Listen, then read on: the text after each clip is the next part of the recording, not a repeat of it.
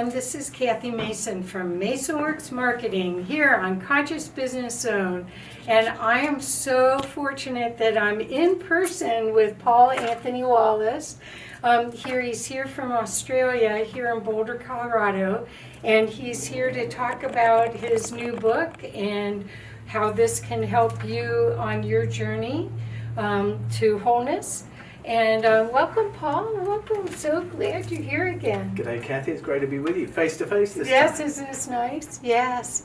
So, Paul, let's start with your journey. So, for people that haven't met you before, so they have some idea about your journey to being an author and the curiosity that compelled you to write all these beautiful books. Sure. Well, I've been writing all my life, really. And my first book was published when I was 26. And I wrote for many years books that were Christian spirituality, history, biography. And they did okay. But it's the last 6 that have really gone ballistic and taken off, found a massive audience around the world. And those are the books about paleocontact.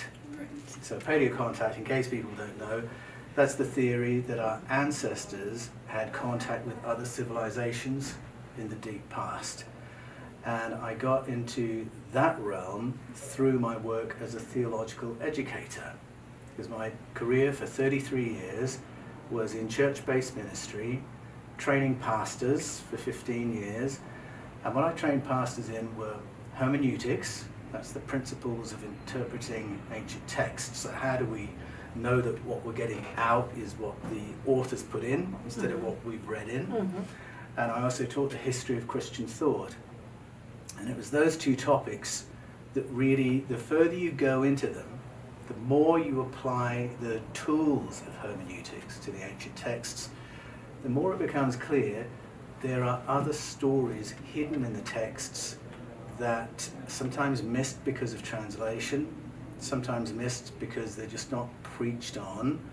There are anomalies in those stories that really are just waiting to draw the attentive reader into a whole new world. And that's what happened to me.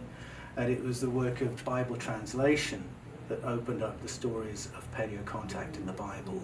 And that was just the beginning, because it then took me on a journey all around the world. So how did you have the courage to break out of the mold that you had for 15 years been working with, and maybe even as a small boy been into Christian spirituality and enough to make it your occupation, then to feel comfortable to explore the unknown? I think my entrance into Christianity was profoundly helpful because I didn't grow up as a Christian believer. So as a small boy I had no Christian belief. My earliest recollection of my own thinking with regard to religion comes from when I was about 5 years old. And I went to, it was a state school, it wasn't a church school, but back in the day, even in public state schools, you would sing Christian hymns and pray Christian prayers. And so one Monday morning, I still remember it, our head teacher said, Mrs. Clark's class is now going to come in and teach us a new hymn. And Mrs. Clark was the only teacher who could play the piano. Okay. So that's why this was happening. She sits down at the piano, plays the piano.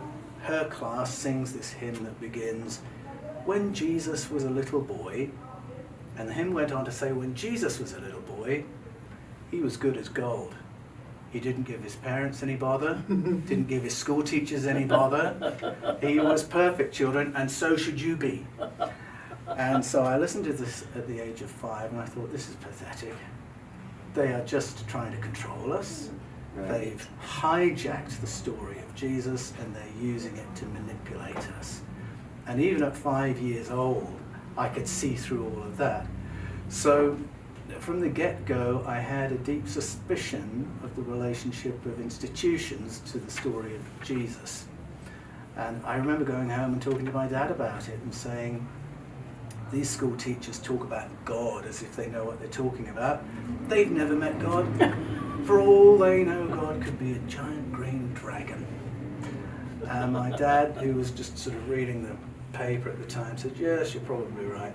Some answer like that. And so this affirmed me in my thinking and made me suspicious of institutions from that point on.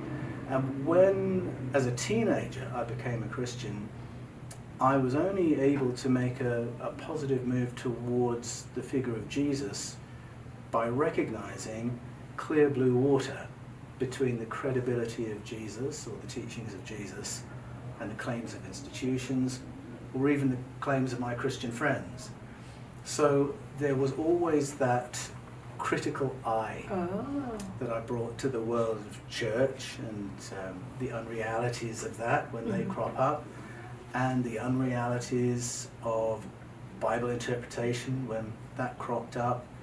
So I remember when I became a Christian asking my Christian friends, why do we in this church devote so much of our time and money to worshipping Jesus when that's not what the Gospels are about?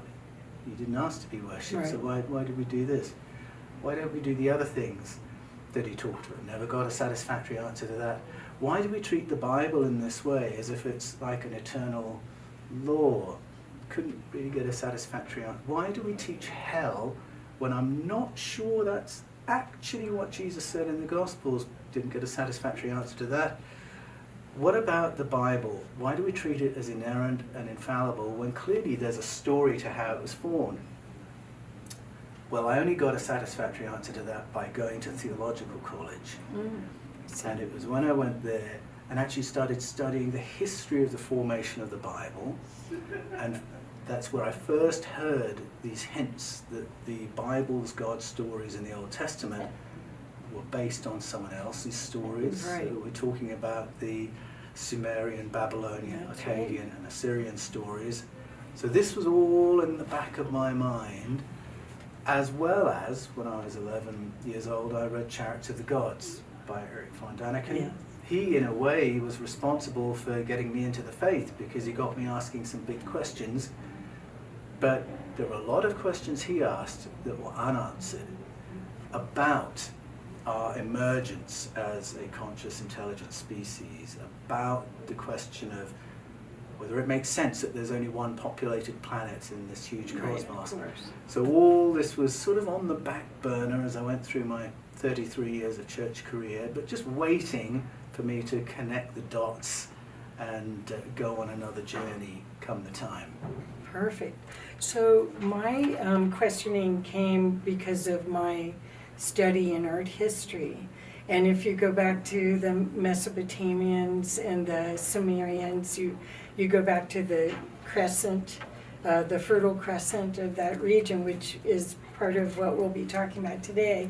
You'll see that the stories, actually in Northern Europe too, with Odin, there's virgin births, there's so much that is similar. Even the Egyptian worship, when I forget who it was, the emperor, the monotheistic emperor that brought a lot of the storyline forward.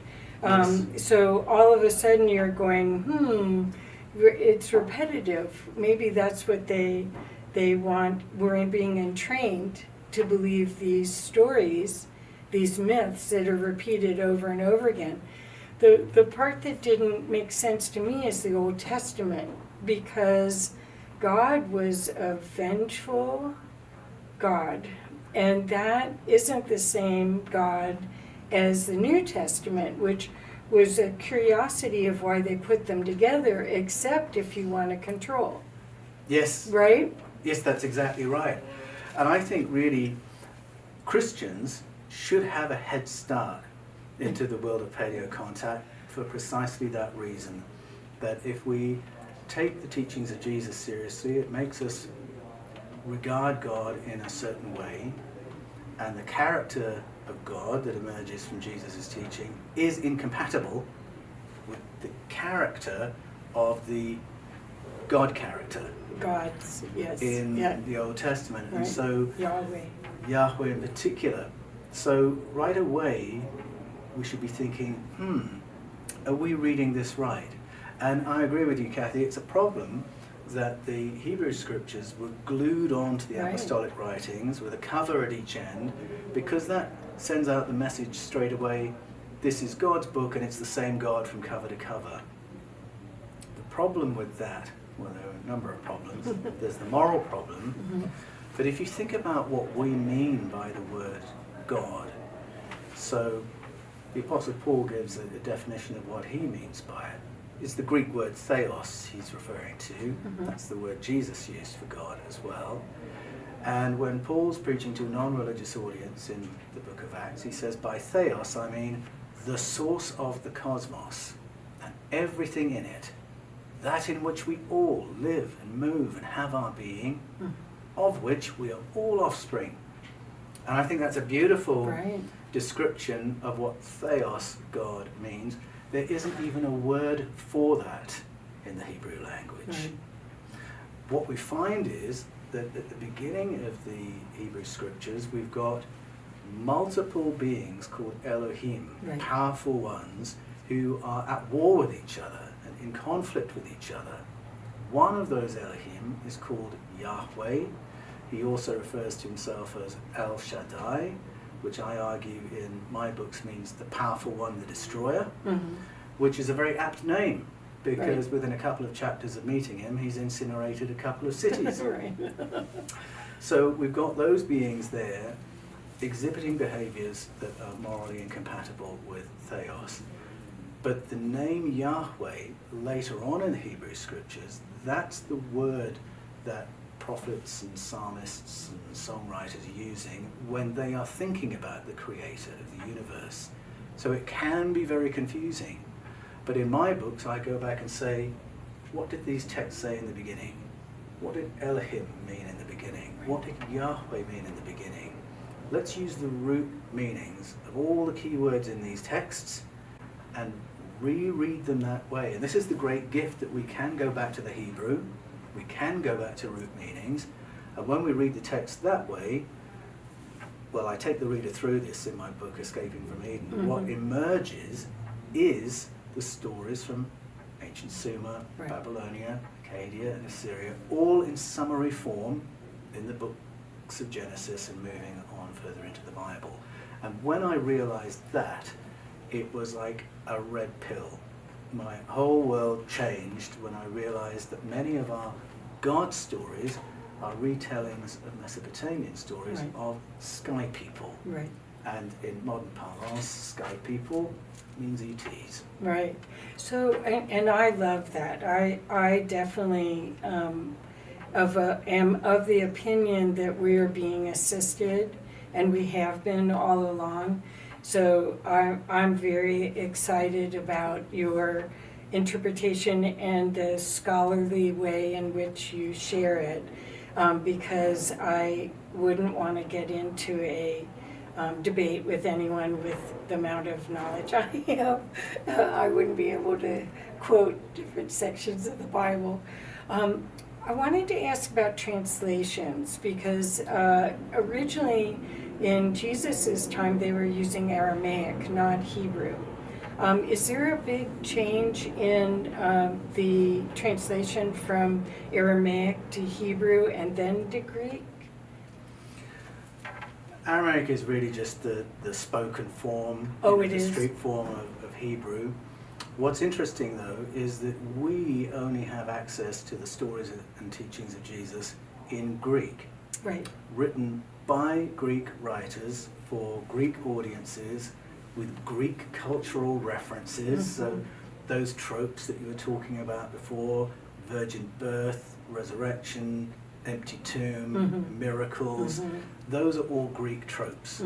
So the Greek readers would know right away what was being communicated here. These are sort of divinity claims within this story. So within the Greek Gospels, there are 4 Aramaic phrases that have survived that would strongly suggest these Greek writers are really reporting on the teaching ministry of someone who taught in Aramaic. And so what are the 4 Aramaic phrases that have survived that were clearly really important, associated with Jesus? The first is, let me think what the first one would be. He has this saying, Amen, Amen. Oh, right. Which means, I'm about to tell you something important. And then there's Ephatha, which is speaking to deaf ears, open. Oh. And then Talitha Koum, little one, awaken, arise. Beautiful. And then the 4th is Abba, a word that can mean daddy or pop or sir. Oh. And that was the word Jesus used for addressing the God of the cosmos, for addressing Theos. And you put those words together and you've really got the core of a message that's about waking up to a new reality, hearing new things and relating to God in a new way. Beautiful. Those are the words that have survived. I find it interesting, those words are there, but the Hebrew word Yahweh doesn't breathe it, doesn't mention it. He refers to Yahweh, and I argue in my books, not positively, that it really is a story of discontinuity, which explains why Christianity has never been built on the laws of Yahweh. And the church comes to that decision by the 15th chapter Acts. How do you explain that? If Jesus was a Yahwist, shouldn't Christianity be built on Yahwist? It isn't. There's a separation. All the gospel writers present Jesus as a successor to Moses and a replacement of Moses. Right, and a rebellion to the old guard too. Well, it's a subtle balance, because on the one hand they want to affirm the Jewish tradition because they're wanting to say, now you need to come over to Jesus. So they have to affirm the tradition, but then show him as the successor, bringing laws that will delete and replace the laws of Moses. And it's why in all 4 Gospels you've got this moment called the Transfiguration, where Moses and Elijah turn up and in effect hand the baton over to Jesus. And there's even a booming voice from heaven saying, this is my son, listen to him. And that's a clear story of discontinuity, separation. The old is gone, the new has come. But unfortunately, at some point, those books all squidge between 2 hardcovers, and we're told a story of continuity. And I think you're right that it has served Christianity through the ages to have that violent, unforgiving, implacable, he'll send you to hell, he'll punish you, image of God, because then you can control your people. Right.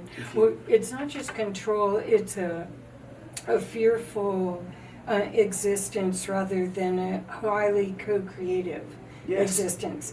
And that's where this your discoveries and your new book brings up the ways that may reveal that there was knowledge of the sky people, and that there is still an interaction which I find very hopeful for humanity. Yes. So let's go to this conversation a little bit about your journey to Turkey. If you wouldn't mind explaining how you got invited to be a part of the film crew and your adventure with that. For sure. Okay. Well, the reason I was in Turkey is because Matt LaCroix is making a movie about the Van region in Turkey. He's very interested in the timeline for humanity and information that emerges from that part of the world. He's pulled together a stellar team to present and research for that movie, and I'm one of that team. So that's how come I was in Turkey. And we visited some really interesting sites that belong to the Urartian people who lived there 3,000 years ago.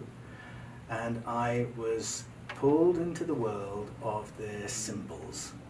So they've left behind these carved symbols and illustrations carved into basalt.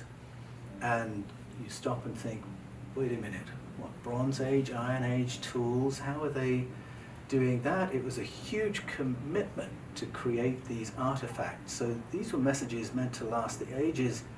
So what do the messages mean? What do the symbols mean? Which is why I've called it the Eden Enigma, because we're decoding what's there. And they left behind some story in cuneiform inscriptions. And the stories they left behind were about figures like these. They called them Tingir. The Mesopotamians called them, the Babylonians called them Anunnaki. Right. The Sumerians called them the Anuna. The Hebrews called them the Elohim. I see. And traditionally, when we hear the Urartian stories of the Tingir, we've said, oh, these were their gods. But as soon as we translate their stories into English and start using the word gods, we've distorted their stories. Right. Because the word God to us means a supernatural, transcendent, almighty, probably imagined entity. That's not what they meant. Right. The Tingir were powerful, advanced beings who lived with their ancestors in the deep past. They came at a particular moment to help their ancestors with particular things. They weren't ultimate beings. They had finite powers. They didn't worship them. They remembered them with love and gratitude, and they honored them. And what they honored them for was the help they brought in establishing their ancestors as a civilization, and in particular by teaching them the secrets of agriculture. And we see that their powers were advanced to do that, but they weren't like godlike powers. They weren't powerful enough to prevent a cataclysm, to prevent the chaos of the Ice Age, but they did have the power to turn up, come alongside the Urartian ancestors, and show them how to reboot a ruined ecosystem. Okay. And that's the heart of the Urartian stories. So the reboot is after the flood, correct? Well, Or when is that? well, if we're looking at the last cataclysm, we're looking at flood events, fire events, and what the Persians called the Great and Terrible Winter, a winter that lasted more than 1,000 years. So it was that ruined their ecosystem and meant that agriculture had to be discovered and reinvented and rebooted. So the question I have about this is, well, I have a lot of questions, but I'm curious how this communion, because most of the cultures in the world, doesn't matter which continent you're on, the indigenous work with sky people. There's every single indigenous culture has a relationship. Why do you think that we're just rediscovering our relationship now? What is it about these times that will help us reintegrate the truth of who we are? Well, step one, the reason that it was lost was really through the growth of empires, which held to monotheistic religions. And so they deleted and replaced the information that was there before about ancient contact. The reason it's being recovered right now, I think there are lots of reasons. One is YouTube. Yay! One is Google, that people can follow their curiosity to learn about things that didn't get covered in school. So that's one side of it. That's good. We had 2 years of lockdowns. That's another reason. But I find in the coaching space that there are people all around the world, every generation, who are beginning to recognize patterns in their own lives that are making them curious. And more I'm hearing people saying, I'm coming to believe I've got an invisible team of helpers, because I keep getting these nudges, these ideas, these inspirations, and I think I'm getting help. Now, they've not been taught that by their religion, their church, their school. They're just recognizing these patterns in their lives.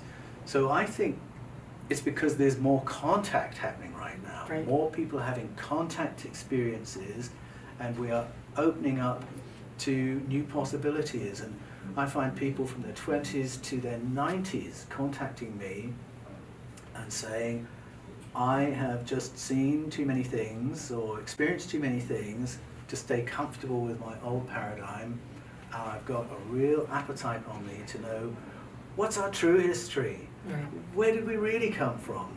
What are we really capable of? I've got an appetite to find out what's real. And I'm excited by that because this is something new that I'm seeing right across the age spectrum. Wonderful. So if you go back to the old philosophers, you go back to Plato and Socrates, they were wondering the same things. Why am I here? What is the purpose of life?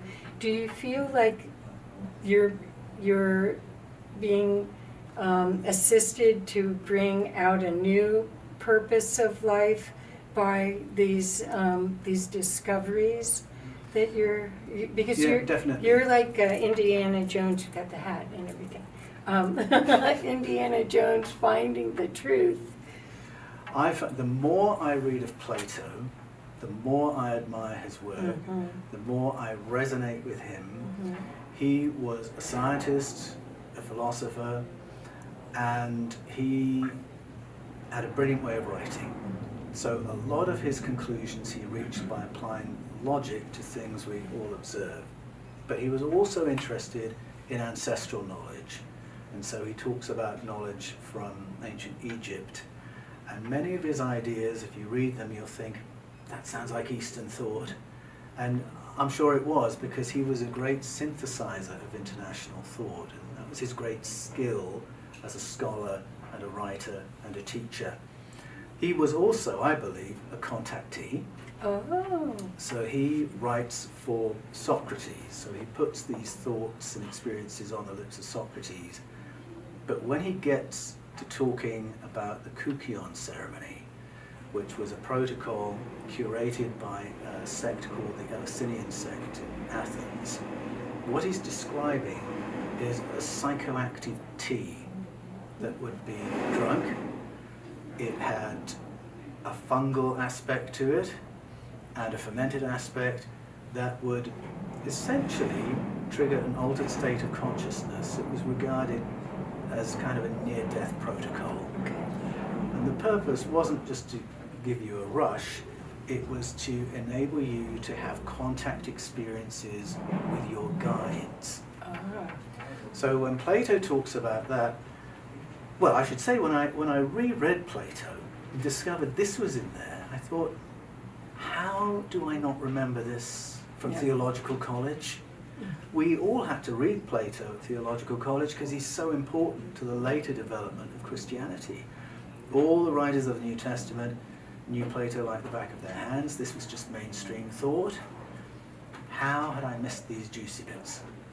And what Plato describes with the psychoactive tea, you can find protocols like that in South America, very similar to the ayahuasca ceremonies, but it's there in Greece, it's there in India, it's there in Egypt, it's there in Persia, all the regions surrounding Turkey where the Iratians lived, and you go to their ancient sites and you find evidence of what archaeologists call libation offerings, which is really a drink ceremony.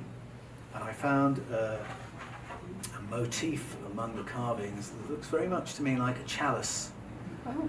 And you put that alongside the libation offerings happen here. Look at what their neighbors were doing. Look at what else the Iratians were doing. And you can see they were very interested in brokering contact experiences with the Tingir. 3,000 years ago, the Tingir were only remembered. They weren't living among human beings at that time. But they wanted contact because they remembered that contact had been so positive for their ancestors in the past. So they had that and other modalities for helping it to happen. Perfect. So right now, as we're seeing more and more contact happening and not relying anymore on the government to do full disclosure, how do you see our place with a reconnection with these beings from possible other dimensions, possible other worlds, as well as, I'm going to throw another little hook in here about inner earth relations? Well, I get communication from people on a daily basis who are very frustrated with the processes of disclosure. Right. They want to know about the legacy program. What have we reversed in contact with? Why won't the government tell us? They want to bang on the doors of the Pentagon. Yeah. They want to go down to Northrop Grumman and Skunk Works and find out what they know. And if that's the only place that contact was happening, I'd be worried. But I am concluding that contact is happening all around the world with all kinds of people. And when people share with me their contact experiences, they're overwhelmingly positive. Right. Now, people do have frightening experiences. They do have close encounters that they find terrifying, traumatizing, confusing. They don't know how to talk about them. But the majority of contact experiences that are happening, based on my observations, are from entities that people then describe as their guides, as their helpers. And I believe that we have a lot of company in the present that is here to support humanity through this period of history, and that they are part of the mix that's behind closed doors, that it's not just visitors wanting to conquer planet Earth or exploit human beings. They may be part of the mix too, but I know we have friends in high places, and these are the contact experiences that are the most prevalent. So, lots of, I don't want to call us the New Age community, but I'll say that just for consistency, are focused on ascension. How do you see this, your information, helping people as they want to ascend more into the multidimensionality of themselves? Oh, okay, let's go a couple of angles into that then. If I go back to the Urartians for a moment, Okay. I think what they were doing to put them in a place where they were amenable to positive contact and remote communication. So they were using their psychoactive tea, Mm-hmm. but they were also using sunlight. And I show in the book how they did this, that they sunbaked in a very particular way, which alters your mood, makes you feel happier, Right. gets your beta endorphins going, and it alters your state of consciousness as well, especially if you've drunk that drink, and if you're standing in an E field. So their sacred places were always elevated on dense magnetic bedrock, and then they would have water flowing over it. That creates a certain electromagnetic field, and when you're standing in that, you feel elevated, you feel heightened, and clearly they felt those were the best conditions for getting higher orders of information, etc. And this was how they expected to progress as leadership, as priesthood, as a people. So there's that side of the story, and I think we each have our own ways of heightening our state of consciousness. I love grounding, Mm-hmm. I love sunning, I love deep breathing. These are all things I do on a daily basis. But another way into ascension, and again, it does relate to altering your mood, is through Plato. So Plato's understanding is that you and I are here as material beings to have experiences, and that we are part of the bigger picture of the universe experiencing itself. He argued that before the material universe, there was consciousness. To put it in modern language, a unified field of consciousness, and it was that produced the material cosmos. So we're all here now having experiences so that that consciousness can be enriched. When I see life that way, that I'm here to have a whole load of experiences, it's a lot more of a positive Right. worldview than thinking I'm here, there's something I have to do, I better succeed at it, better not fail, I need to stay in God's will, I haven't fallen out of His will. All this frightened tiptoeing around, Pressure. it's so much pressure, whereas Plato's perspective is have experiences. And looking back, I can think of a time in my life when I was in my very dutiful evangelical phase, a very serious young man, but every so often I find myself just speaking the words, eat, drink, and be merry. And I didn't know why I used to come out with those words, and I now realize I think that was my guidance. I think those were my guides. I think that was my higher self saying, lighten up, Paul. I have some experiences here. So that helps me. And then Plato goes further and says, if you can learn how to shake off the heavier emotions, by which he means things like rage, anger, unforgiveness, resentment, anxiety, fear. If you can find a way of shaking those off, you'll have better experiences. And then he also says you'll also find your transition to the next thing a whole lot more pleasant as well. Mm-hmm. So I find that helpful as well. And it's not, the heavy hand of a moralizing God saying, don't displease me, do the right thing, displease me, you'll be punished, right. You'll be sorry. Right. Again, putting us into fear and anxiety.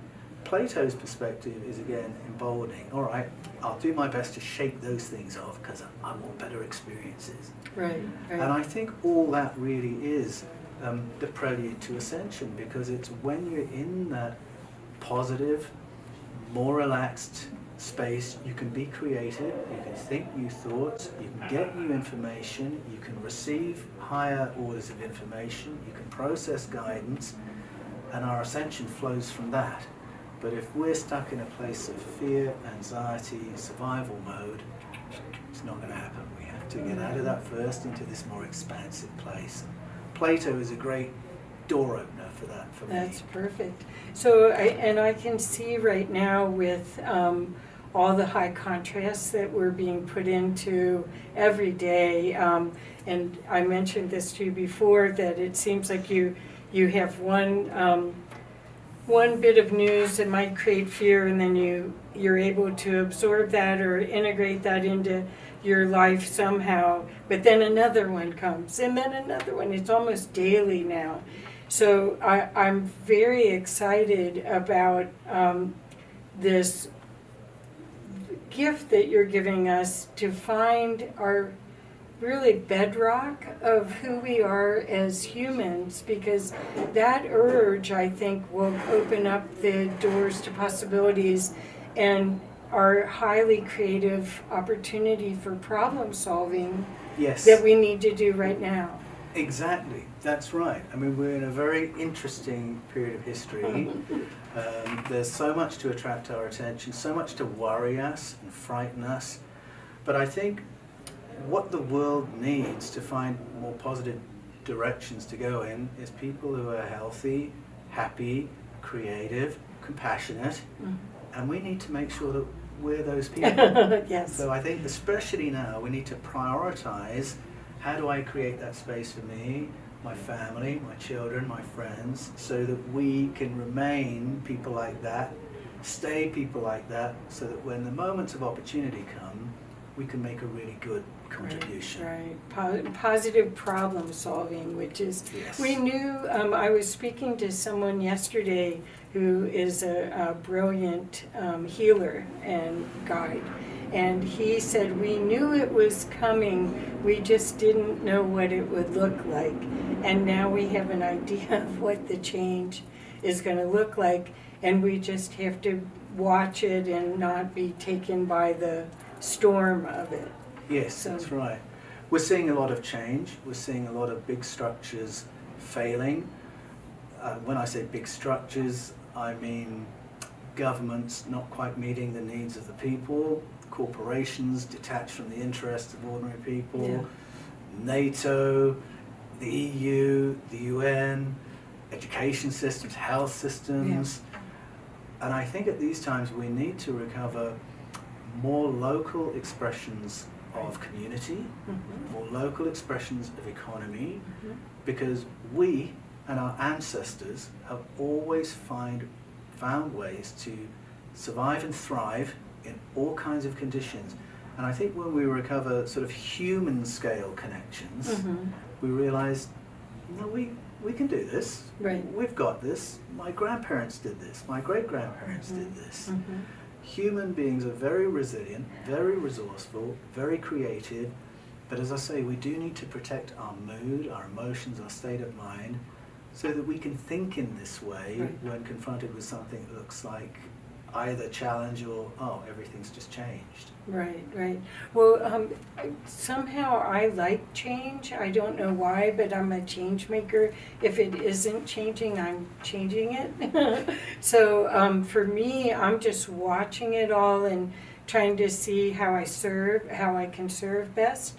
But I think there's a lot of people that have a lot of anger, that it would be great if you had some ideas of how they could release anger, not projecting it at someone else, but maybe the anger and fear that they hold. Do you have any suggestions for that?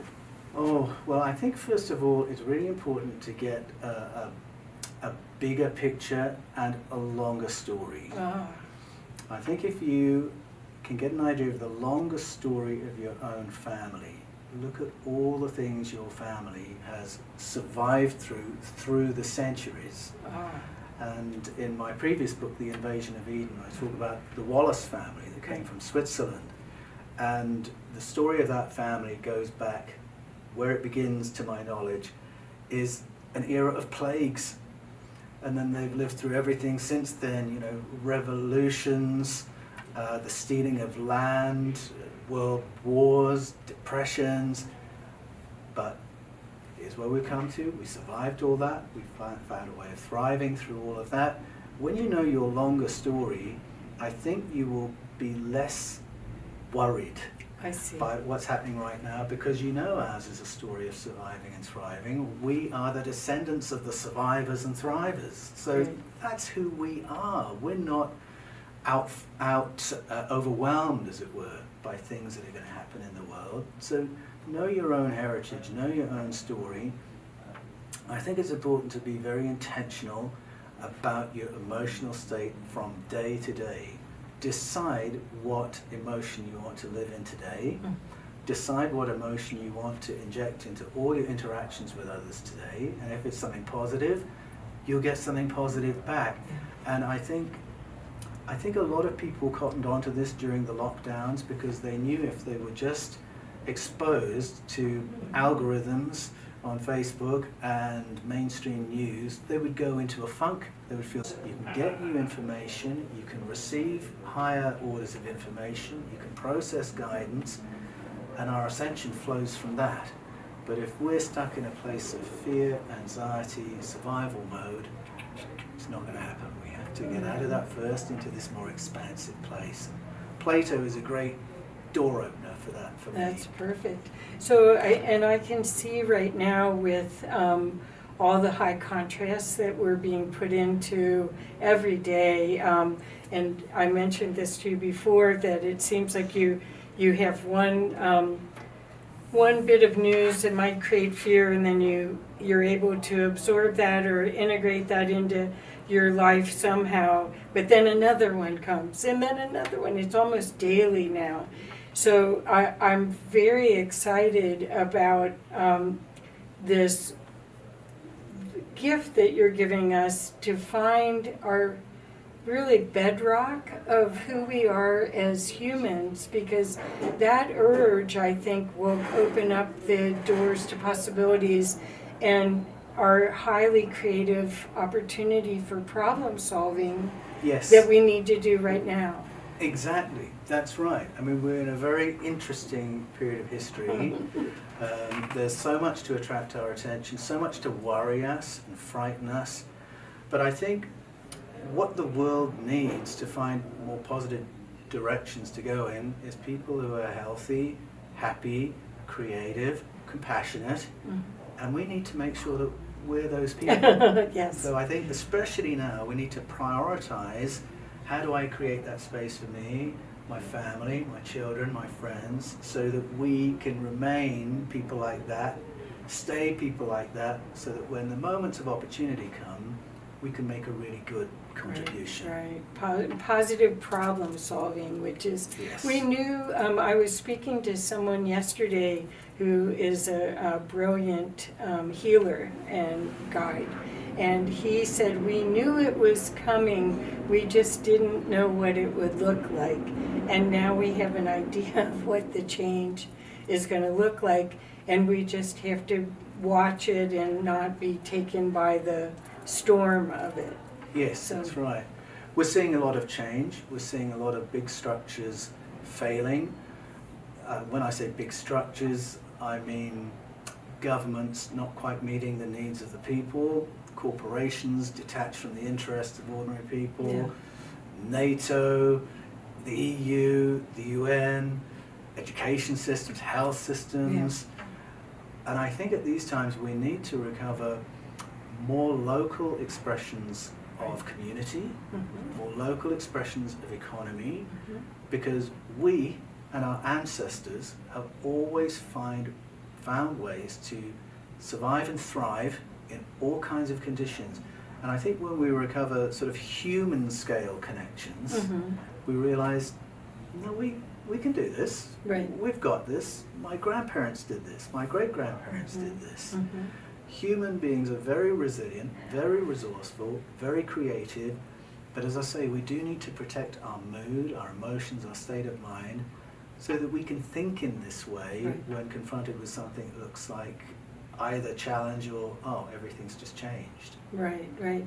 Well, somehow I like change. I don't know why, but I'm a change maker. If it isn't changing, I'm changing it.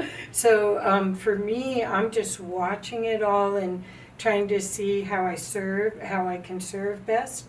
But I think there's a lot of people that have a lot of anger, that it would be great if you had some ideas of how they could release anger, not projecting it at someone else, but maybe the anger and fear that they hold. Do you have any suggestions for that? Oh, well, I think first of all, it's really important to get a bigger picture and a longer story. Ah, I think if you can get an idea of the longer story of your own family, look at all the things your family has survived through the centuries. ah, And in my previous book, The Invasion of Eden, I talk about the Wallis family that came from Switzerland. And the story of that family goes back, where it begins, to my knowledge, is an era of plagues. And then they've lived through everything since then, revolutions, the stealing of land, world wars, depressions. But here's where we've come to. We survived all that. We found a way of thriving through all of that. When you know your longer story, I think you will be less worried I see. by what's happening right now, because you know ours is a story of surviving and thriving. We are the descendants of the survivors and thrivers. So Right. that's who we are. We're not overwhelmed, as it were, by things that are going to happen in the world. So know your own heritage, know your own story. I think it's important to be very intentional about your emotional state from day to day. Decide what emotion you want to live in today. Mm. Decide what emotion you want to inject into all your interactions with others today. And if it's something positive, you'll get something positive back. And I think a lot of people cottoned onto this during the lockdowns because they knew if they were just exposed to algorithms on Facebook and mainstream news, they would go into a funk. They would feel totally disempowered. They'll feel frightened. And I encourage people to disengage with that. Be in nature for an hour instead of on your phone for an hour. Perfect. Be intentional about your mood. And then, the Urartians talk about the bigger picture. When they told the stories of their ancestors, they were talking about people who had just survived an ice age that lasted 1,000 years. Now, we may have anxieties right now about things happening in the world, but they're really dwarfed by a planetary cataclysm that's nearly extincted everyone. Right. And when you know, well, that's part of our story, your ancestors survived that as well, again, I think it just begins to put into perspective what we're dealing with right now. And if that doesn't work for you, getting into nature, if you're anywhere near an ocean, go to the beach, look out at that huge horizon. If you're near the mountains, climb up into them and look out at the view, and you'll begin to feel a little less threatened by things that at ground level can feel overwhelming, can feel frightening. but you have to be absolutely intentional about it. You can't be passive. You can't be told how to feel from day to day by the media, otherwise you're just fodder for algorithms, and that's no life. Right. But we're capable of so much more when we're creative and compassionate and happy and healthy. So make a priority of it. Thank you, thank you, thank you. So in this new book, there was a section that said that part of the sanctuary or the church base was 8,000 years old. Is that correct? And or Go on, keep 7? going. and so I'm curious about, you're going back, what you think you're going to find in this, and is it all excavated or only part of it's excavated? And because part of this, what I read was there's, it's almost like there was a grand group of incredible architects that built part of it, and then the generations later built mud bricks or not very long-lasting structures on top of it that didn't last. And you said, I think, mud bricks or something. Anyway, so what do you think when you go down 8,000 years or even more? Well, one of the interesting questions in the Van province, where we spend most of the time in the ENIGMA, is the question of who was here before the Urartians? Mm-hmm. So you've got these very interesting sites that were citadels for the Urartian people. They picked the strategic spots, these hilltop sites, citadels that seem to exist for military security and food security, and for whatever was done in those sanctuaries as well, the commemoration of the Tingir or contact with the Tingir. But were they the first to be there? Because this is the Fertile Crescent. Humanity's been around for, well, this design of person's been around for what, 200,000 years plus? You sure no one lived there before? And what did they build with? So we have sites where all that is left is the basalt blocks, and then perhaps limestone blocks, and then the mud brick on top. And the conventional explanation is this is the work of a single building culture, the Urartian people. This is what their buildings look like. Bottoms are solid for about 4 courses in basalt, and then mud brick on top of that. And that might be quite correct. I mean, we built a little bit like that in Europe, where we would have stone or brick at the bottom, and then wattle and daub, which was sticks and mud on top. Mm-hmm. So that could be the case, or it could be the case that there was a megalithic culture there before the Urartians. And you mentioned the place 8,000 years ago. Mm-hmm. That's just over the border into what's now modern Armenia. Armenia, okay.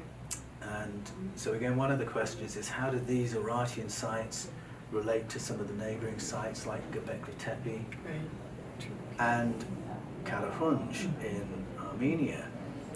That's an interesting site because it's a megalithic site by people who were there long before the Urartians.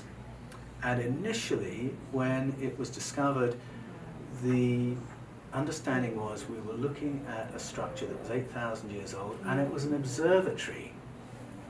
It was oriented on Cygnus, and the stones are cut in such a way that stargazers can get comfortable looking through the viewfinders at the key stars in the sky. Subsequent work has established it's much older than that. Wow. That it was probably first built 12,000 years ago. So that's in, or just before, the Younger Dryas Cold period, and at 8,000 years ago, on this side, it was rebuilt. So it makes it a really interesting site because it straddles the last ice age, gives us a connection with whatever culture or civilization was here before. So at some point, I want to go there and look at that. In the meantime, we'll be going back to the Van province where there is new excavation going on.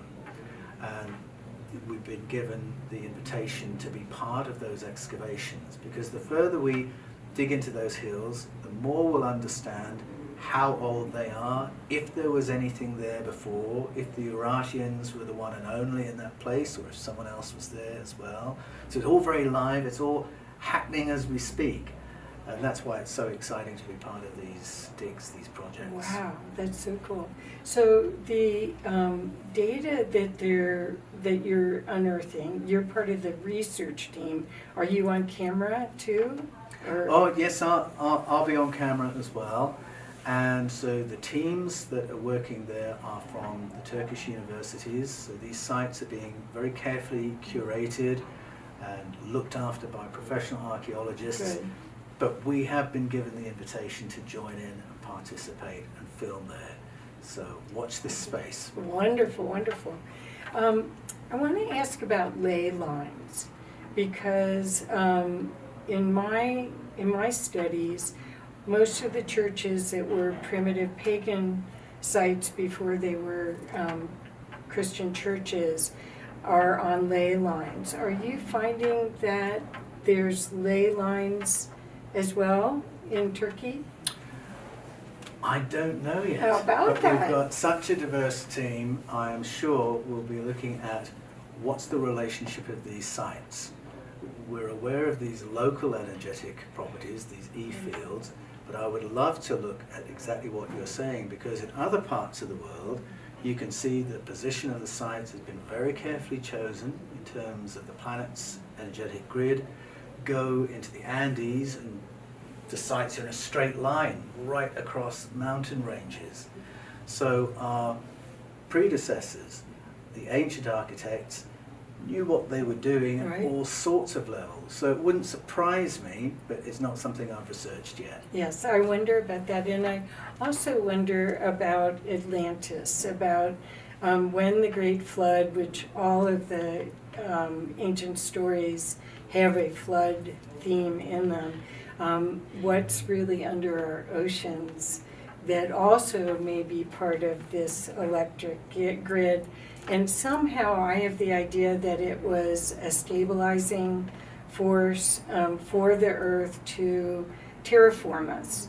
We'll see if I'm right. I have no idea where I got that either. But it kind of makes sense that they would try to stabilize the Earth and also the moon. There's lots of stories of what the Earth was like before the moon came, that the Earth has a history pre-moon. Yes, yes. Well, terraforming stories you can find all around the world.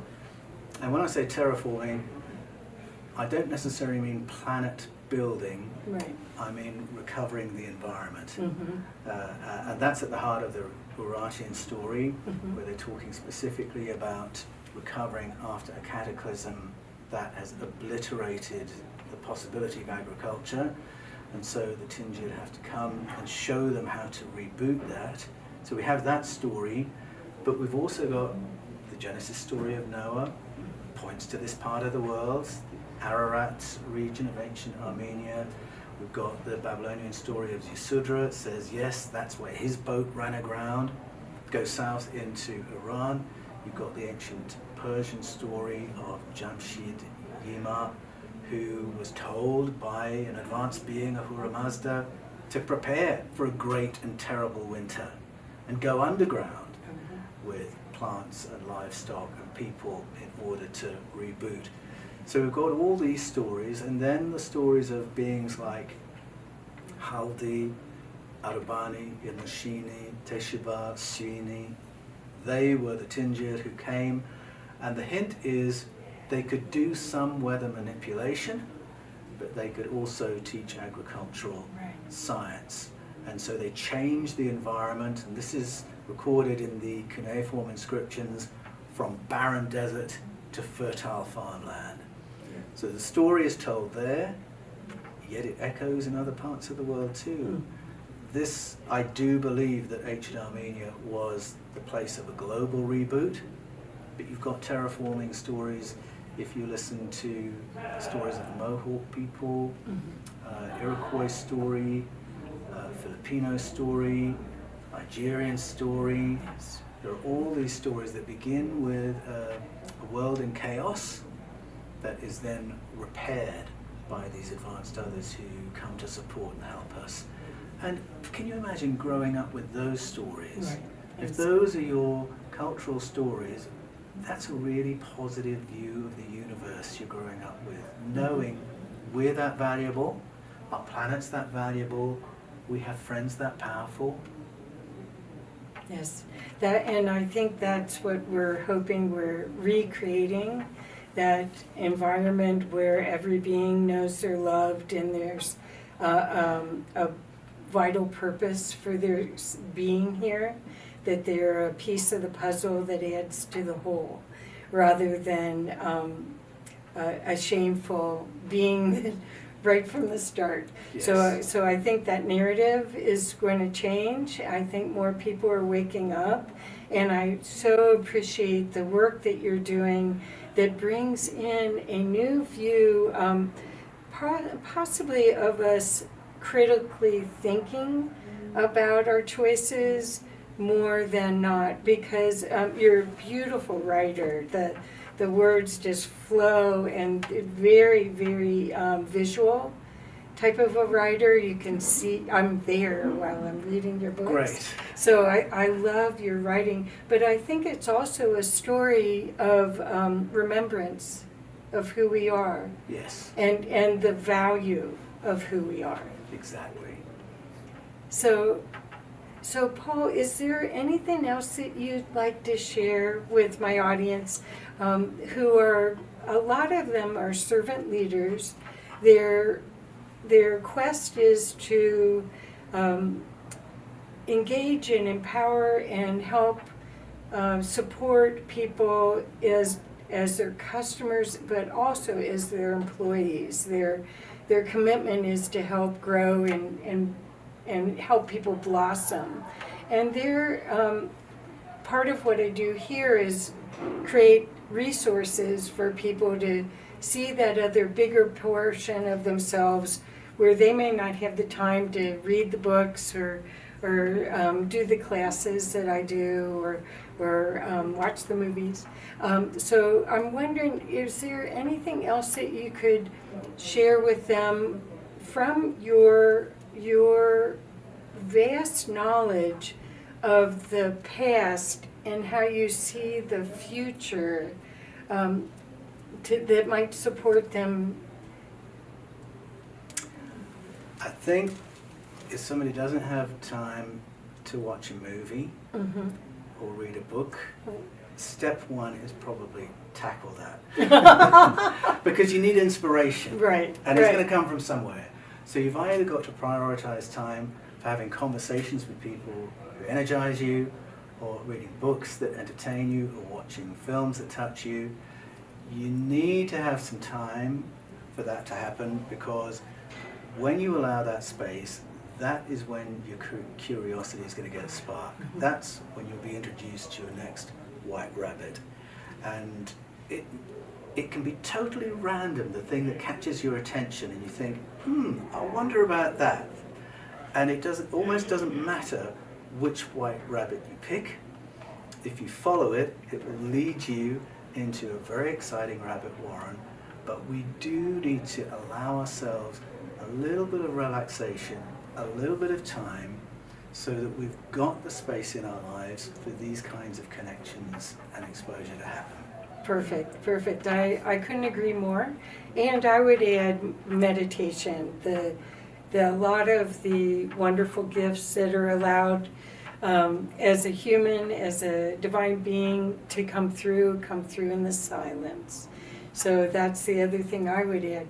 So can you share, as a wrap-up, the way you keep coming out? This is 6th book, correct? The 6th in the Eden series, yes, that's right. Okay, so are we going to see a 7th? Probably. And this name is so perfect, the Eden whatever. Yes, you can do so many things with it. So give us a hint about that, or About where it's going next. Well, people might notice what's different about the Eden Enigma is we spend time mainly in one place, circling around the Van province in Turkey, Right. and drilling down into what did these people have to show us. And the seventh in the series will be somewhat like that, but in a different place. Oh, okay. So you heard it first here, and I am hoping that you're as excited about reading this whole series of books as I have been, because you can see from the information we're sharing right now that there's a lot to be gained from empowering yourself to see yourself in a bigger way, and to realize that humans may have made a few mistakes in the Along the way. translation of some of the books, and that there is other ways to look at things, and that there's a lot of hope and good coming in our future, to not despair, to see what's coming next. Would you agree? Absolutely. Okay. And Paul, will you share once again your best way to reach you? For sure, all the Eden books go to Amazon, and you can find me there. If you want to get into conversation with me, come to my website, which is paulanthonywallis.com. You can reach me directly. And if you just want to watch me on video, you can go to The Fifth Kind on YouTube, or the Paul Wallis channel on YouTube, or go to fifthkind.tv. Yes. And I recommend both of those channels on YouTube if you really want to be inspired and delighted with the information. You'll see it's really something that you're such a gift to us. Thank you so much. Thanks, Kathy. It's been a pleasure. Yes.